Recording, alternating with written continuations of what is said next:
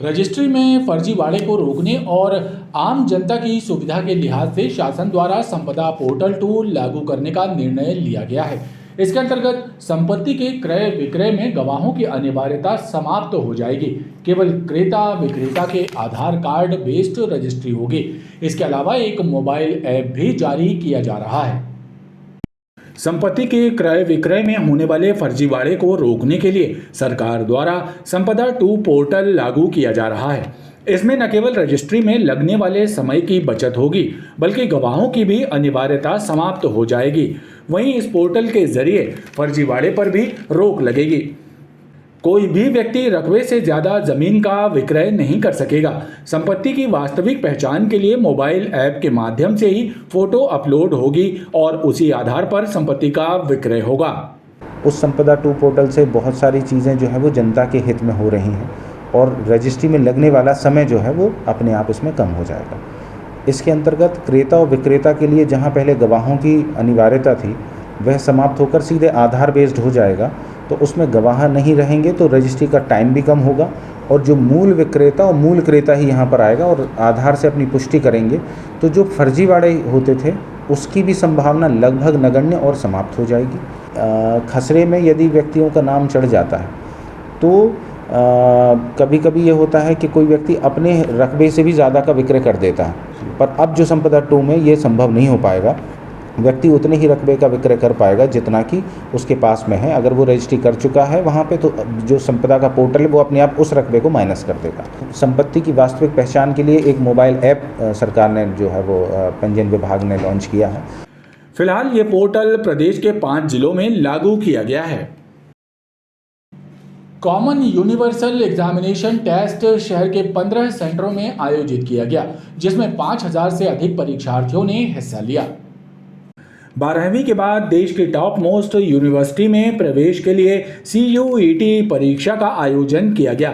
जिले के 15 केंद्रों में परीक्षा आयोजित की गई, जिसमें 5000 से ज्यादा परीक्षार्थी शामिल हुए।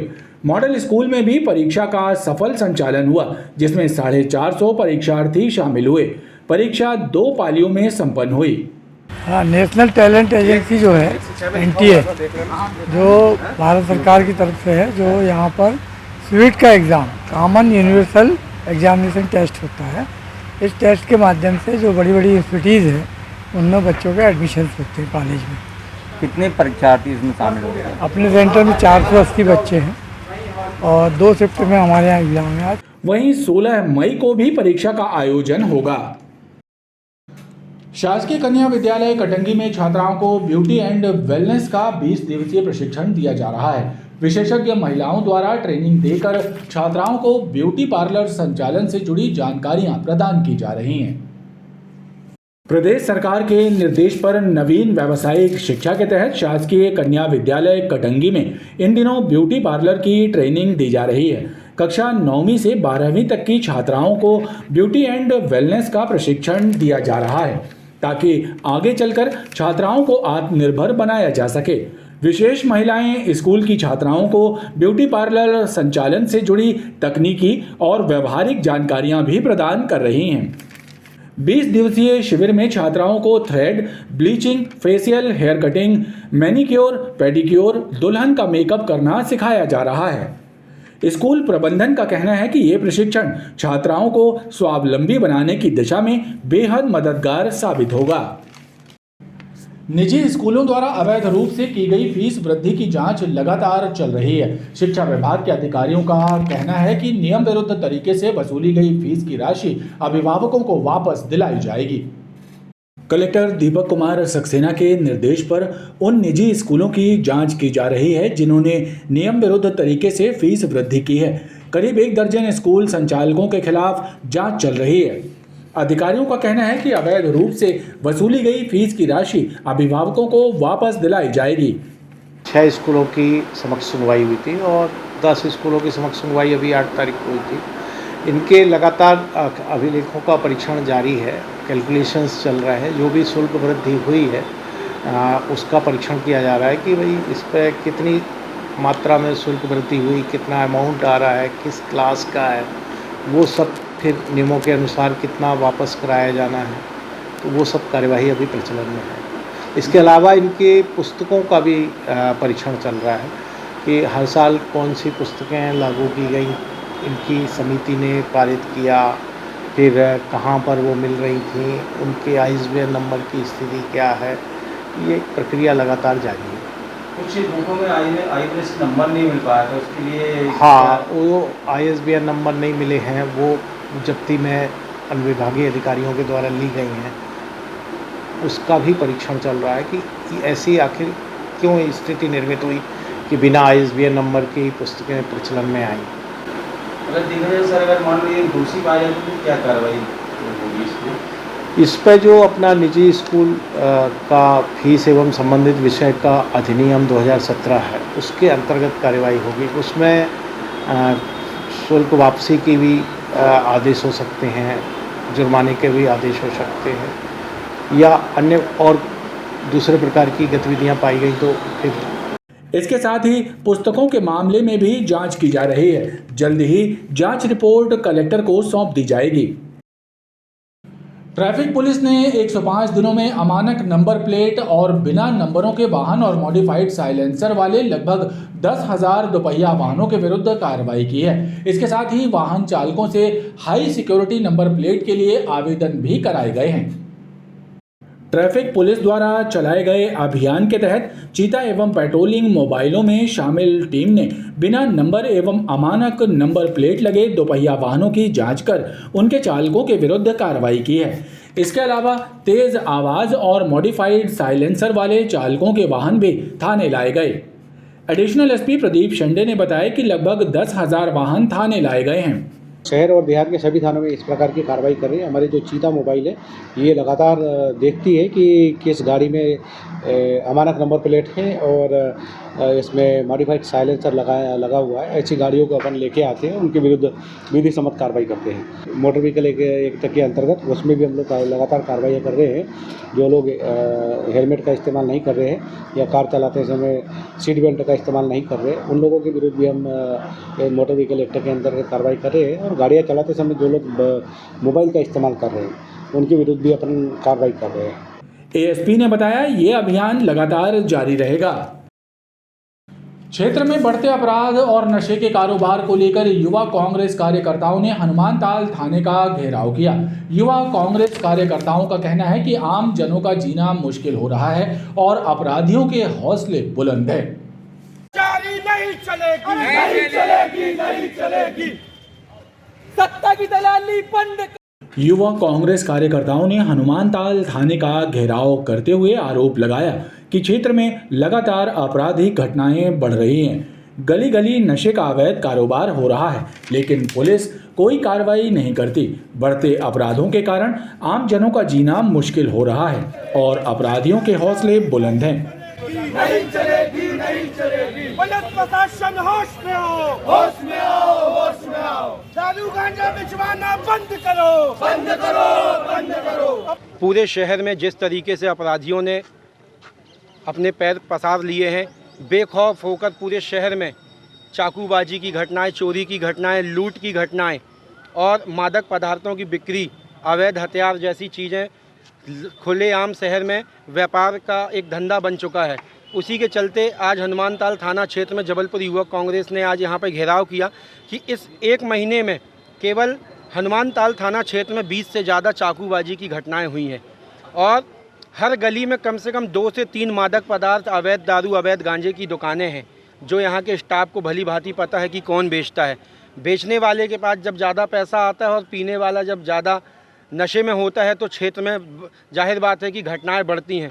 लगातार रोज़ चाकूबाजी की घटनाएं। अभी विगत मंथ पिछले महीने 5 दुकानों में एक ही समय पे चोरों ने धाबा बोल दिया। अभी तक एक भी आरोपी उसमें पकड़ा नहीं गया है।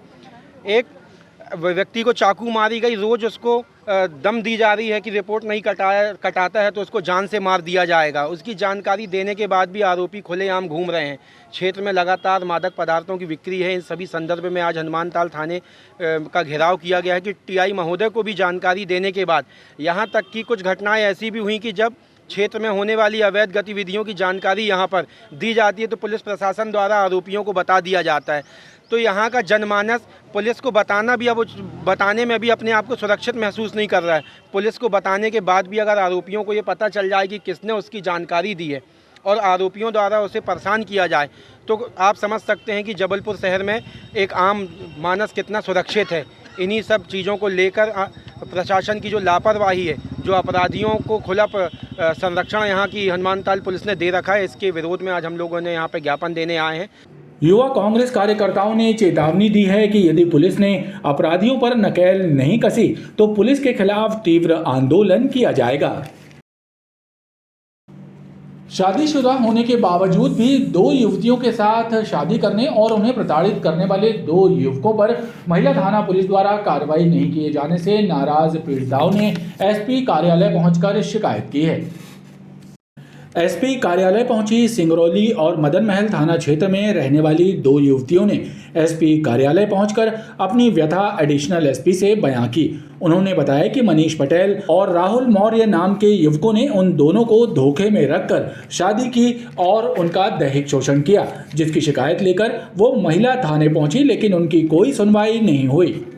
हमारी बिल्कुल भी कंप्लेन इंक्वायरी कुछ भी नहीं करी जा रही है, ना उसको बैठाया जा रहा है, ना जेल भेजा जा रहा है। हमारी मांग ये है कि जब उसने हमारे साथ धोखाधड़ी करी, हमारे साथ रहा, उसने बिना बताए रहा कि वो शादीशुदा है, शादीशुदा होने के बाद भी डाइवोर्स नहीं हुआ था उसका, और फिर भी उसने हमारे साथ रहा, मारा पीटा हमको। जब हमें पता चला कि वो शादीशुदा है तब हमने उससे अलग होने की कोशिश करी, तब भी उसने हमें मारा पीटा, मुँह दबाया, नाक दबाया। इसका इतना सुनने के बाद भी मैडम कोई एक्शन नहीं ले रही हैं हमारे खिलाफ। मनीष पटेल नाम का लड़का है, वो उसने मुझे झूठ बोलकर शादी किया, मेरे से धोखा दिया है, मुझे मारता पीटता है। मुझे जब पता चला कि वो शादीशुदा है तो मैं उससे अलग होना चाहिए, लेकिन मेरे को अलग होने नहीं दे रहा है, मेरे को मारने की धमकी दे रहा है। किसी तरह बच बचा के मैं अपने मम्मी पापा के पास गई तो मेरे को जान से मारने की धमकी दे रहा है, मेरे मम्मी पापा को मारने की जान से धमकी दे रहा है, मेरे घर वाले। उस लड़के का नाम मनीष पटेल है, वो प्रोफेसर कॉलोनी में रहता है, वो रहने वाला लेकिन मैहर का है।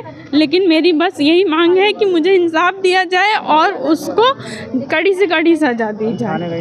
हम थाने गए थे, लेकिन थाने में हम 15 दिन से, हम सिंगरौली से आके 15 दिन से परेशान है। 15 दिन से हमें माड़ोताल घुमाया जा रहा है, 15 दिन से हमें महिला थाने घुमाया जा रहा है, लेकिन अभी तक हमारी कोई सुनवाई नहीं हुई। एडिशनल एसपी ने दोनों युवतियों को आश्वासन दिया कि जांच के बाद वैधानिक कार्रवाई की जाएगी। दोनों आवेदिकाओं का शिकायत आवेदन पत्र यहाँ हमने ले लिया है और शिकायत आवेदन पत्र को तत्काल वरिष्ठ स्तर पर जांच के लिए इसको भेज रहे हैं और निश्चित रूप से उनके आवेदन पत्र में जो भी तथ्य हैं उसमें साक्ष्य एकत्रित किया जाएगा और तत्काल उसमें कार्रवाई की जाएगी। आईपीएल क्रिकेट का सट्टा खिलाते हुए कैंट एवं हनुमानताल थाना क्षेत्र से 4 सटोरियों को गिरफ्तार किया गया है। क्राइम ब्रांच के साथ मिलकर हनुमानताल थाना और कैंट पुलिस ने अपने अपने क्षेत्र में कार्रवाई की है। सटोरियों के पास से 31,700 रुपये सहित टीवी, 8 मोबाइल और एक टैबलेट जब्त किया गया है। भवानी चौक हनुमानताल में राजा सोनकर के घर के सामने आईपीएल का सट्टा खिलाए जाने की सूचना पर पुलिस एवं क्राइम ब्रांच की टीम ने दबिश दी और घेराबंदी करके 2 युवकों को पकड़ा, जिनका नाम अंकित बेन भवानी चौक निवासी और बबलू बहेलिया है, जो प्रेम सागर क्षेत्र का रहने वाला है। पुलिस ने दोनों के पास से 31,700 रुपये नगद और 2 मोबाइल सट्टा पट्टी जब्त की है। बताया जा रहा है कि दोनों आरोपी राजा सोनकर के संरक्षण में राजू गुप्ता से आईडी लेकर सट्टा खिलाते थे। हनुमानताल और कैंट थाना क्षेत्र में लगातार आईपीएल सट्टे की खबर आ रही थी, तो क्राइम ब्रांच की टीम और हनुमानताल और कैंट की संयुक्त टीम के द्वारा भवानी चौक के पास जब रेड डाला गया तो वहां पर अंकित बेन और बबलू बहेलिया को आईपीएल का सट्टा खिलाते पकड़ा गया। उनका कहना था कि वो राजू गुप्ता से आईडी लेते हैं और राजा सोनकर के संरक्षण में खिलाते हैं। इन चारों के विरुद्ध 4 का सट्टा एक्ट और 109 भारतीय दंड विधान के तहत कार्रवाई की गई है। इनके पास से 1 टीवी, 1 टैबलेट, 8 मोबाइल, 31,700 रुपये नगद जब्त किया गया है। प्रकरण दर्ज कर विवेचना की जा रही है। वहीं कैंट थाना क्षेत्र में भी हुसैन कंपाउंड में आईपीएल का सट्टा खिलाने वाले सदर निवासी ऋषि ठाकुर और त्रिमूर्ति नगर निवासी अप्पू ठाकुर को गिरफ्तार किया है और उनके कब्जे से 1 टीवी, 1 टैबलेट और मोबाइल जब्त किया गया है। पूछताछ में पुलिस को जानकारी लगी कि दोनों आरोपी चेरीताल निवासी सुमित जैन के लिए काम करते थे। पुलिस अब उसके विरुद्ध भी कार्रवाई कर रही है। खबरों का ये क्रम लगातार जारी है। आप देखते रहिए BTV न्यूज़।